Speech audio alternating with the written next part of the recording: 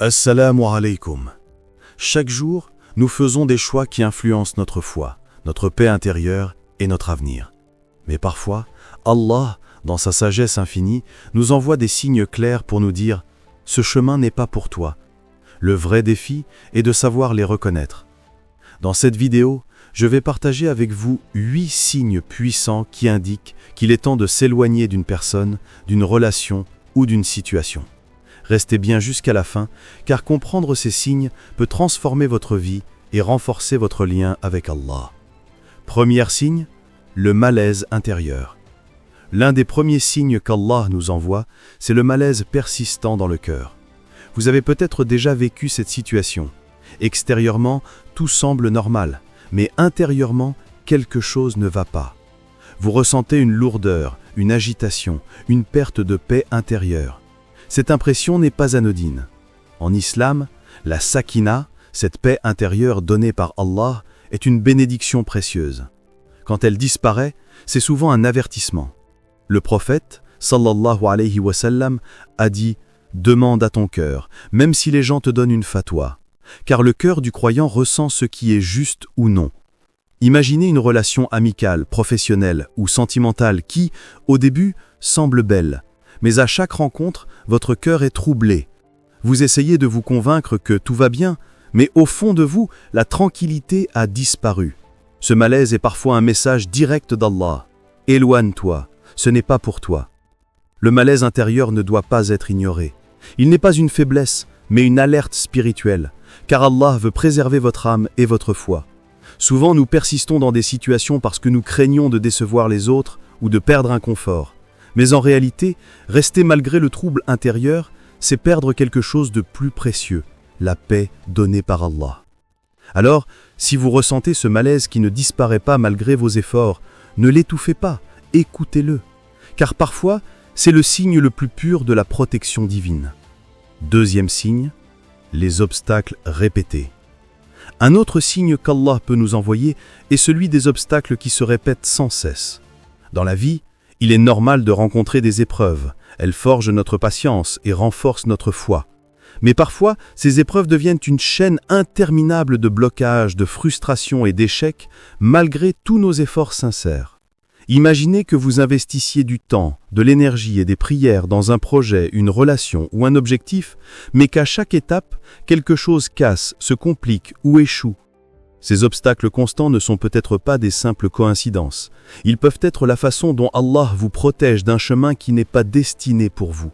Le prophète, sallallahu alayhi wa sallam, a dit « Ce qui t'a manqué ne devait pas t'atteindre, et ce qui t'a atteint ne pouvait pas te manquer », rapporté par Abu Daoud. Ce hadith nous rappelle que ce qui est réellement écrit pour nous viendra avec fluidité et bénédiction, tandis que ce qui n'est pas pour nous restera hors de portée, peu importe nos efforts. Il est donc essentiel de se poser une question. Ces obstacles sont-ils des tests pour me rapprocher d'Allah ou bien des signes qu'il est temps de lâcher prise? Parfois, l'entêtement nous éloigne de la guidance. Allah, dans sa miséricorde, nous ferme certaines portes pour en ouvrir d'autres, meilleures pour notre foi et notre avenir.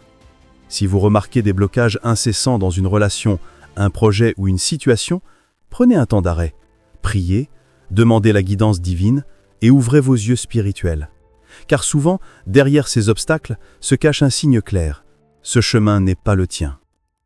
Troisième signe, la perte de foi et de valeur. L'un des signes les plus sérieux et parfois le plus subtil est la perte de foi ou de valeur. Vous êtes peut-être dans une relation, un environnement ou un projet qui vous pousse petit à petit à négliger vos obligations religieuses. Les prières deviennent irrégulières, le dhikr disparaît, la motivation spirituelle s'éteint. C'est un avertissement. Allah nous rappelle que rien n'a plus de valeur que notre connexion avec lui. Quand une situation commence à grignoter votre foi, il est temps de s'interroger « Est-ce que cela me rapproche ou m'éloigne d'Allah ?»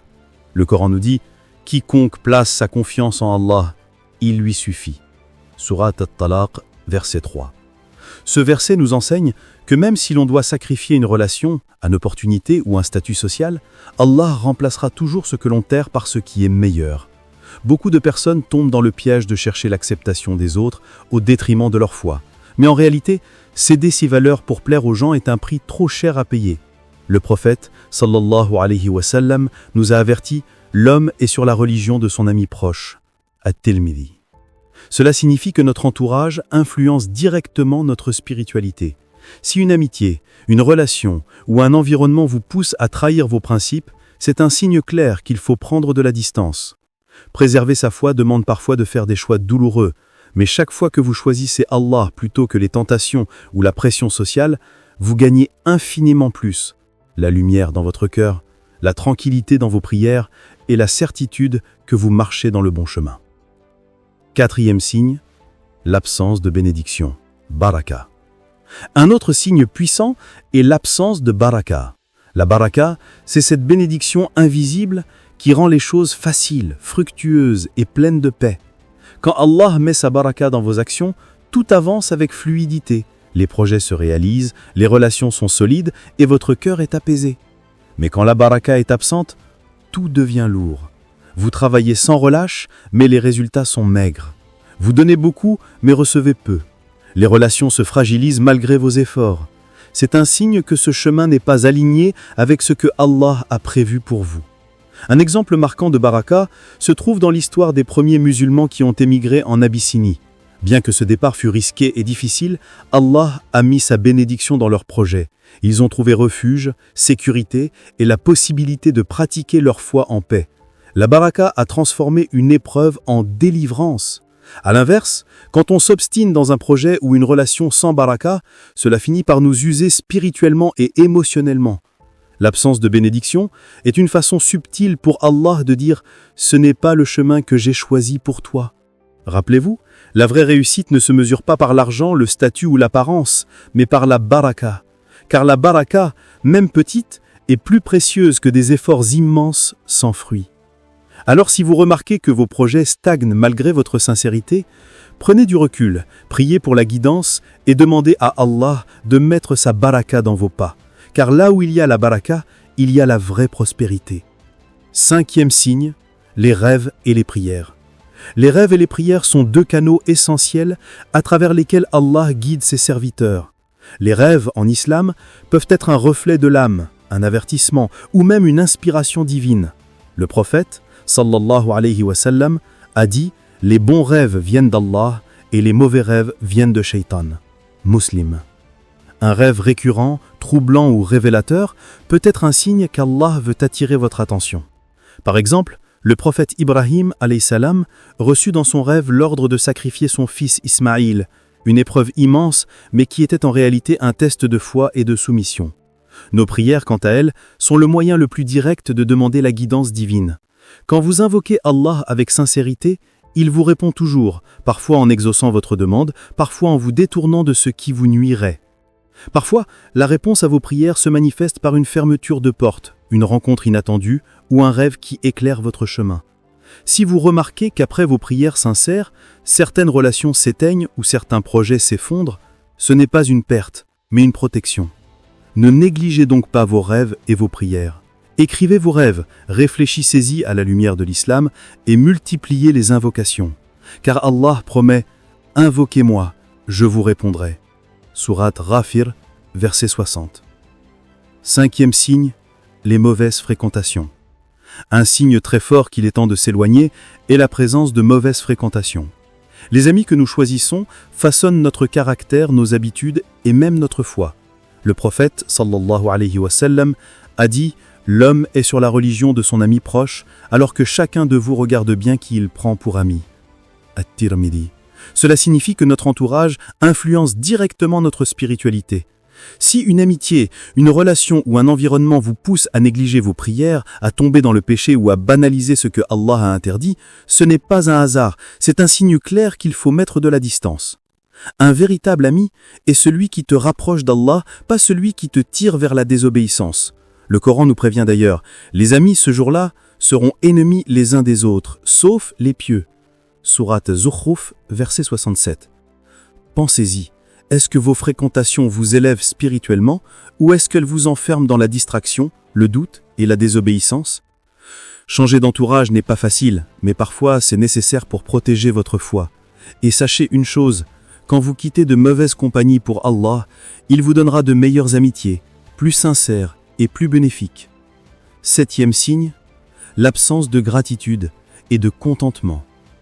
Un autre signe clair qu'il est temps de s'éloigner d'une situation ou d'une personne, c'est lorsque votre cœur se retrouve constamment envahi par l'ingratitude et l'insatisfaction.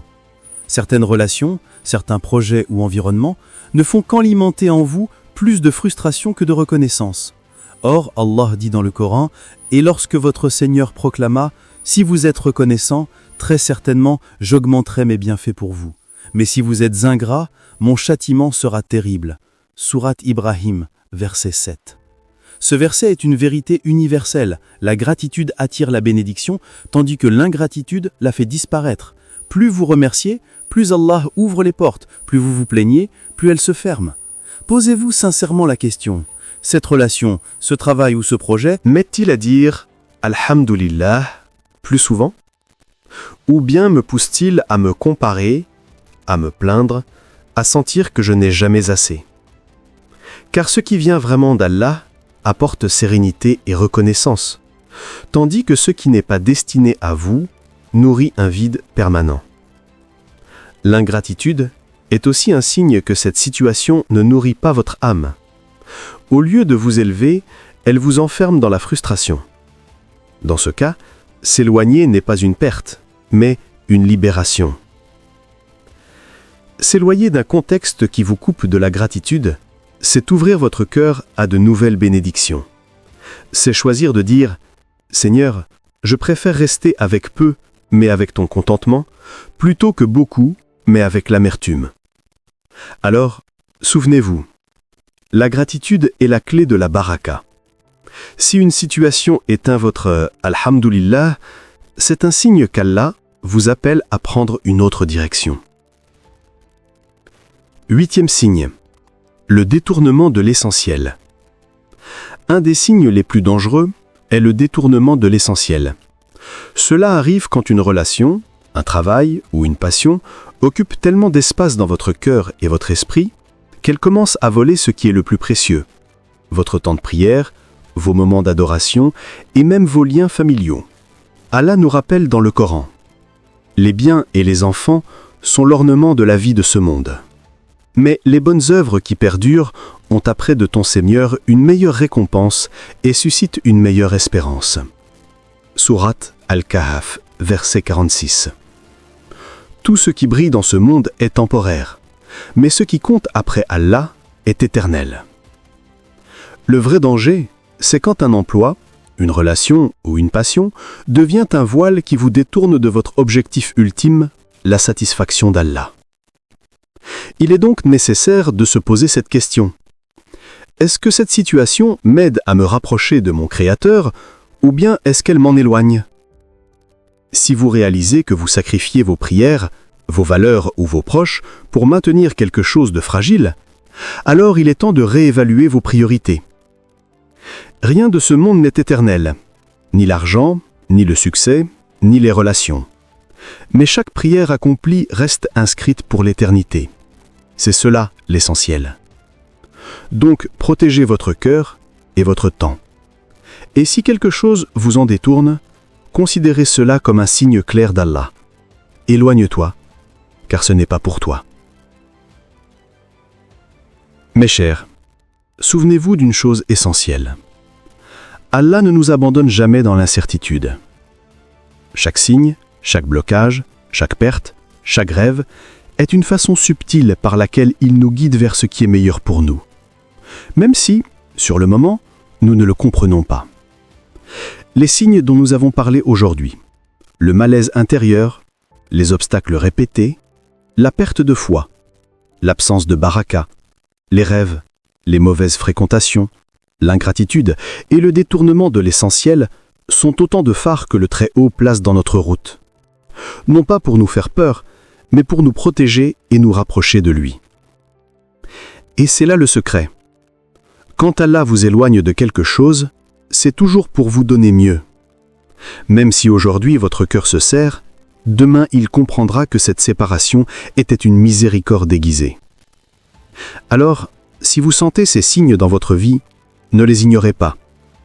Tournez-vous vers Allah, priez-le sincèrement Demandez-lui la guidance et la force de lâcher prise.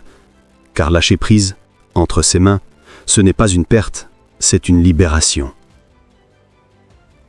Faisons cette doua ensemble. Ô Allah, guide nos cœurs vers ce qui est le meilleur pour nous. Éloigne-nous de ce qui pourrait nuire à notre foi et donne-nous la patience et la confiance en ton plan. Car seul toi sais ce qui est caché et seul toi veux le bien pour tes serviteurs.